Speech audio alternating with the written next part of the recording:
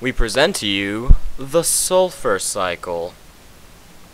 Shalom!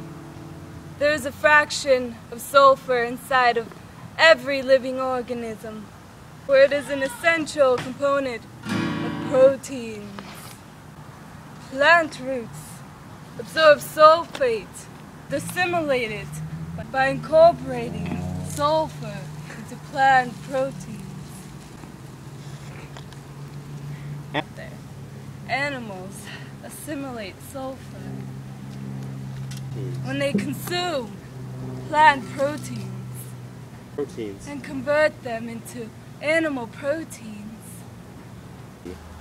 In the ocean, certain marine algae convert to dimethyl sulfide, or DMS. DMS is released into the atmosphere.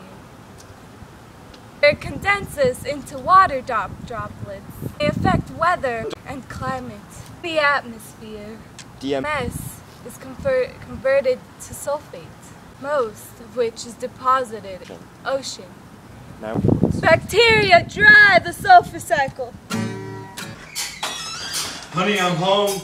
I'm in the kitchen. I'm making sulfur for dinner. Sulfur again! Sea spray delivers sulfates into the air, as do forest fires and dust storms. Volcanoes release both hydrogen sulfide and sulfur oxides into the atmosphere. These sulfides react with water to form sulfuric acid.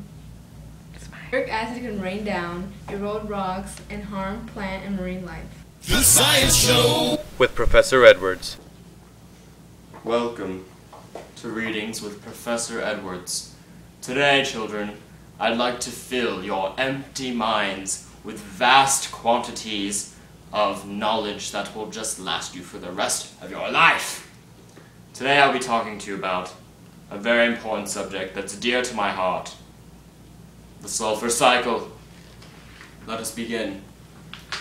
As I wrote in my textbooks, the sulfur cycle is probably the most important thing to life as we know it. Scientists are still piecing together how the sulfur cycle works. Most sulfur is underground in sedimentary rocks and minerals, which over time erode to release sulfur-containing compounds into the ocean. The ocean then sprays it into the atmosphere, or is consumed by marine life or bacteria, driving the cycle in a cyclical pattern that will go on for all eternity as we know it. Then, of course, there's the subject of DMS. DMS is also very important. This stands for dimethyl sulfide. This is released into the atmosphere, where it condenses water droplets in clouds and reflects water the way that we know it does, through acid rain and other such things. What is the cause of all this sulfur besides the rocks? How do humans impact it? How are we monsters controlling the destiny of our planet, you ask? Well, there's industry. Industry skyscrapers release it all into the atmosphere, just polluting them clouds and creating more acid rain than we could ever have handled before. And it's sad, children. Which is why I invite you to buy my next installment, talking about the hydrogen cycle and other such cycles, so that you can be educated and know more than your peers. Hi, welcome to the Jimmy Carson Show. Today we're having an interview with Jimmy Carson and the infamous Muhammad Hello, I'm Jimmy Carson, and this is my guest, Muhammad Al-Youssef. Muhammad. So, how are you? I'm terrible.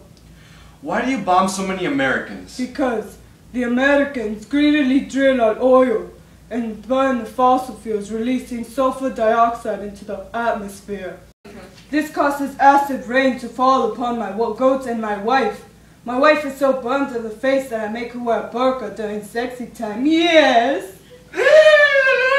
Yes! But don't the explosions from the bomb cause sulfur to get released into the atmosphere? did.